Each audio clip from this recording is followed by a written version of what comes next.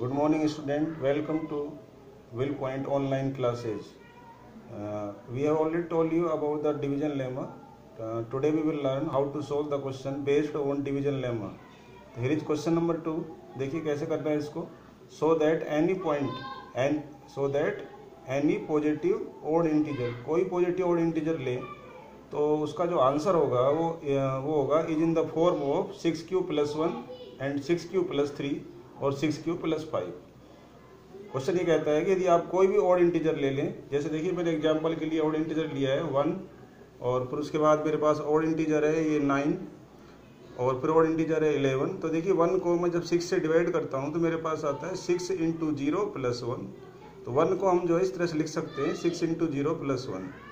और फिर यहाँ पर आप देख रहे हैं कि जो 6q जो फॉर्मेट होता है उसमें q = मेरे पास 0 है, जो भी एक इंटीजर है, क्योंकि हमारा जो यहाँ शर्त है वो ये है कि where q is some integer, q कोई इंटीजर रहता है. ठीक है.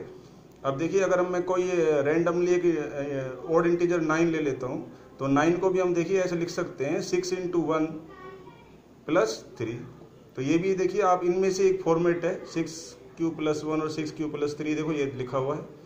मैं मान लीजिए सपोज करिए कि 11 ले लेता हूँ तो 11 को हम लिखेंगे 6 × 1 + 5. तो ये भी एक फॉर्मेट है. और फिर उसके बाद मैं 13 ले लेता हूँ तो 6q यानी कि 6 × 2 + 1. तो वापस देखिए आप ये फॉर्मेट रिपीट हो रहा है 6q + 1 और मेरे पास जो q है वो इंटीजर ही है. q यहाँ पर क्या है 2 है. ठीक है. अब हम आगे चलते हैं सॉल्यूशन की तरफ. तो डिवीजन लेमा का यूज करेंगे. Let a be any positive odd integer. कोई हमने पॉजिटिव ऑड इंटीजर लिया है a, हो सकता है a 7 हो सकता है a 9 हो सकता है a 13 a हो सकता है 35 हो. कोई भी ऑड इंटीजर है, बात यह है कि पॉजिटिव ही होना चाहिए. तो कुछ भी हो सकता है, हमने उसको a मान लिया है. और एक ये गारंटी है कि d जो है वो 6 ही रहना चाहिए. वो कहाँ से पता लगा कि सेकंड जो है d 6 होना चाहिए, वो क्वेश्चन में दिया हुआ है. ठीक है. तो क्वेश्चन कहता है कि आपको यदि कोई डिवीजन लेमा ये बोलता है यदि आपको कोई 2 इंटीजर दे रखे हो, एक तो a और दूसरा d. डिवीजन लेमा में d यूज किया है. अगर हम चाहें तो b भी यूज कर सकते हैं. एक इंटीजर a है, दूसरा b है और दूसरा वाला फिक्स होता है, वो दे रखा होता है क्वेश्चन में. तो डिवीजन लेमा कहता है कि यदि हमारे पास 2 इंटीजर है a और d या a और b, तो हमारे पास 2 नए इंटीजर और आते हैं, है ना. डिवीजन लेमा के अकॉर्डिंग वो आते हैं q और r. और इस तरह से आते हैं कि वो a = d × q + r रहता है. तो यानी कि ये इस कंडीशन को सेटिस्फाई करते हैं. a और d यदि हम 2 इंटीजर लेते हैं अपनी तरफ से और हमारे पास 2 नए इंटीजर आते हैं q और r, और उनमें ये बात रहती है क्या, जो क्वोशिएंट होता है वो 0 से ग्रेटर आता है. ध्यान दीजिए क्वोशिएंट कभी भी नेगेटिव तो आता ही नहीं, ना कभी 0 आता है. तो ऐसे ही ये जो आपका दूसरा है रिमाइंडर, वो कभी जो है रिमाइंडर जो है नेगेटिव नहीं आता है. कभी रिमाइंडर -2 -3 आता नहीं है. तो यहाँ पर रिमाइंडर जो है हमारे पास क्या आएगा, वो 0 आएगा या 0 से बड़ा आएगा, और लेकिन डिवाइजर से छोटा आएगा. ये शर्त रहेगी. जब 2 नए नंबर आएंगे q और r, तो उसमें r जो है 0 से greater but less than d रहेगा और q जो है 0 से ग्रेटर ही रहेगा. अब जो रिमाइंडर है वो अगर हम d की वैल्यू डालें 6, तो हमारे पास रिमाइंडर के 6 आंसर हो सकते हैं. रिमाइंडर 0 भी हो सकता है, रिमाइंडर 1 भी हो सकता है. तो 0 से लेकर के जो है 5 तक हो सकता है. 6 नहीं लेना है क्योंकि लेस देन 6 रहता है. ये डिवीजन लेमा कहता है, हम नहीं कह रहे. डिवीजन लेमा कहता है कि जो भी यहाँ पर d है उससे छोटा रहना चाहिए. तो हम यहाँ पर जो है डालते हैं, r की वैल्यू 0 डालते हैं, तो हमारा यहाँ से जो आंसर बनेगा a = 6q बनेगा. ये देखिए. फिर r = यहाँ 1 डालेंगे तो हमारा आंसर बनेगा a = 6q + 1, a = 6q + 2 similarly, और आगे सिमिलरली a = 6q + 3 और 6q + 5. लेकिन r = 6 हम ले नहीं सकते, जो क्योंकि मना है ऊपर से, लेस देन 6 होना चाहिए. और इफ a = 6q + 2 और 6q + 4, यदि इन 6 आंसर में से हम पिक करते हैं तो हम क्या देखते हैं कि ये a जो है इवन इंटीजर रहता है. क्यों रहता है, इस a को इवन क्यों कहेंगे. यदि a का आंसर 6q के फॉर्मेट में आए या 6q + 2 के फॉर्मेट में आए या इस फॉर्मेट में आए तो उसको इवन इंटीजर कहेंगे. क्यों कहेंगे, क्योंकि दे आर डिविजिबल बाय 2. ये सारे के सारे आंसर 6q + 2 और 6q + 4 डिविजिबल है 2 से. ये देखिए ये 2 से डिवाइड हो जाएगा. यहाँ हम दोनों में से 2 कॉमन ले लेंगे, फिर ये 2 से डिवाइड हो जाएगा. यहाँ भी हम दोनों में से 2 कॉमन ले लेंगे तो ये भी 2 से डिवाइड हो जाएगा. तो ये तीनों डिविजिबल. इसलिए जो है यदि कोई आंसर इस फॉर्मेट में आता है तो गारंटी है उस केस में a जो था वो इवन था. बट हम क्या देखते हैं कि जो बाकी के जो 3 आंसर है 6q + 1, 6q + 3 और +5, ये जो हैं ओड हैं। क्यों? क्योंकि ये जो आंसर्स हैं, जो ए के कह सकते हैं, ए के जो ये फॉर्मेट है वो तो डिविजिबल नहीं है। किससे डिविजिबल नहीं होते हैं? किससे? 2 से, है ना। अब आप क्या देखते हैं, देयरफॉर एनी ओड इंटीजर, कोई भी जो ओड इंटीजर होता है वो इन द फॉर्म ऑफ, किस फॉर्मेट में रहता है? हम ये कह सकते हैं वो रहता है किस फॉर्मेट में? इसी फॉर्मेट में रहता है जो हमारे पास आ रहा है 6q + 1 और 6q + 3 और 6q + 5। ये इस तरह से हमारा प्रूव हो गया है। यानी कि जब भी कभी कोई हम ओड इंटीजर लेंगे और उसको 6 से डिवाइड करेंगे तो गारंटी इन 3 में से एक फॉर्मेट आएगा और कोई नहीं आएगा। ये हमने प्रूव कर दिया है और यही आप जो है पहले भी देख चुके हैं। देखिए 1, 3, 5 और आगे 6 × सम इंटीजर, 6 × सम इंटीजर। ये क्वेश्चन में कहा है कि 6 जब डिवाइड करोगे तो कोई ना कोई इंटीजर आएगा और प्लस जो रिमाइंडर आएंगे वो 1, 3, 5 ही आएंगे यदि ओड होगा। तो ये लिखा हुआ है q is some integer. So in this way it has been proved. Okay, अगला देखते हैं। अगला क्वेश्चन है prove that cube of any positive integer is in the form of, क्या है, 9m या 9m + 1 और 9m + 8। इन 3 में से किसी एक फॉर्मेट में आंसर रहता है। किसका?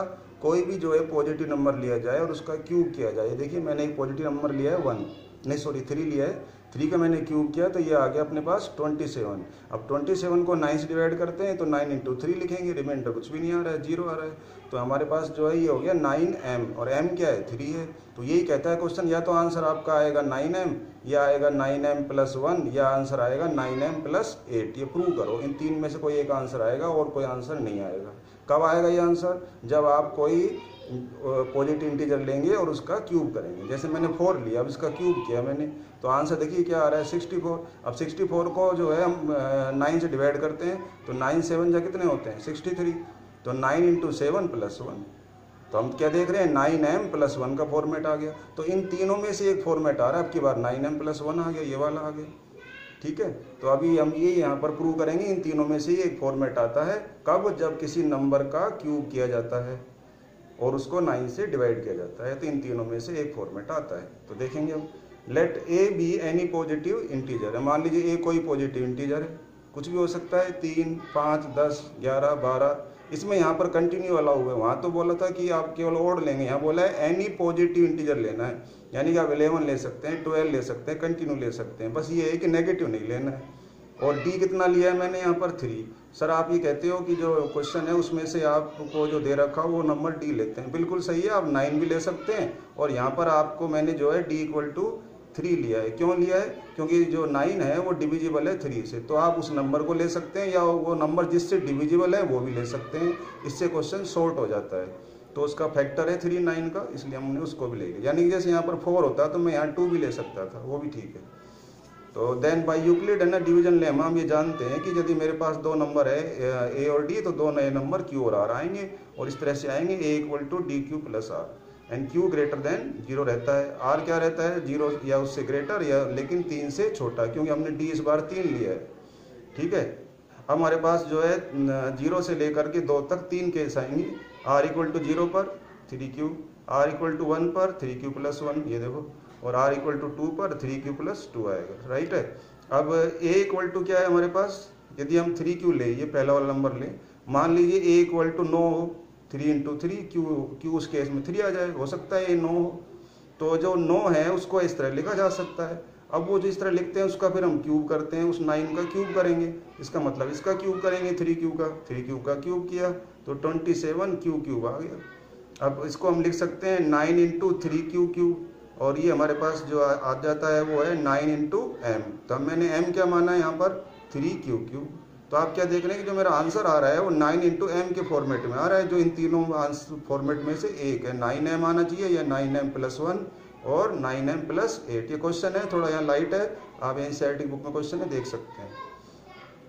अब उसके बाद दूसरा जो आंसर आया था मेरा A 3Q + 1, उसका भी मैं ऐसे क्यूब करूँगा, देखता हूँ उसका आंसर भी इन तीनों में से एक आता है क्या। तो ये देखिए मैंने यहाँ पर 3Q + 1 का क्यूब किया, तो मैंने इसको A + B का होल क्यूब के रूल से क्यूब किया है। तो A का cube plus 3a² b plus 3ab² plus b cube, ये फॉर्मूला होता है। उससे इसको करते हैं तो मेरे पास आता है 27q³ plus 27q² plus 9q plus 1 आ रहा है। आगे हम क्या देखते हैं कि ये 9 अगर उसमें से हम कॉमन लें तो ये हमारे पास आता है 3q³ plus 3q² plus q plus 1। तो देखिए ये बन गया मेरे पास 9m प्लस 1। इस पूरे ब्रैकेट को मैंने m मान लिया है और m क्या है मेरा, कोई इंटीजर है। क्वेश्चन में लिखा है कि ये जो है आपका answer 9 into some integer plus 1 आना चाहिए। देखिए मैंने m लिया है और ये इंटीजर है। इंटीजर कैसे है ये, क्योंकि q भी कोई नंबर है और ये भी, तो यहाँ भी नंबर को जब किसी 3 से मल्टीप्लाई करेंगे, फिर नंबर के स्क्वायर को 3 से करेंगे, फिर उसमें एक नंबर उसी नंबर को ऐड कर देंगे, तो ओवरऑल क्या आएगा, एक नंबर ही आएगा। ठीक है, कोई फ्रैक्शन तो आना नहीं है। तो नंबर जब अपने पास विदाउट फ्रैक्शन का होगा तो वो क्या कहलाएगा, यानी कि रेशनल नहीं होगा तो क्या कहलाएगा, इंटीजर कहलाएगा। तो इससे जो है हमें इंटीजर ही मिलता है। तो हमारा आंसर का जो फॉर्मेट आता है वो 9m प्लस 1 आता है, जहाँ पर m इंटीजर रहता है। आगे चलते हैं। तो हमारा तीसरा केस था a = 3q प्लस 2। एक ऑप्शन ये भी आया था, इसका भी क्यूब करके देखते हैं। तो इसका हमने क्यूब किया, वही a³ 3ab a² plus 3ab² plus b³ solve करने पर हम ये देखते हैं इस तरह का हमारे पास फॉर्मेट आ रहा है।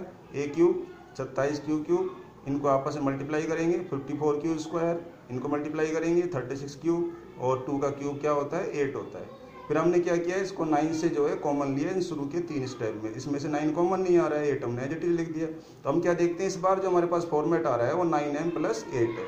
तो इस तरह से हम हमारे पास जो अब जो फॉर्मेट आया है वो भी जो है उन 3 में से एक आया है जो हमने क्वेश्चन में देखे थे। अब यहाँ पर जो है m है, यहाँ भी वही इंटीजर है इसी तरह से। तो हम ये कह सकते हैं कि जब भी हम क्यूब करते हैं किसी भी एनी मतलब किसी भी पॉजिटिव इंटीजर का, तो वो इस फॉर्मेट में रहता है। किस फॉर्मेट में, या तो उसका फॉर्मेट 9 इंटू m आता है, या 9 इंटू m प्लस 1 आता है, या 9 इंटू m प्लस 8 आता है। And that's prove.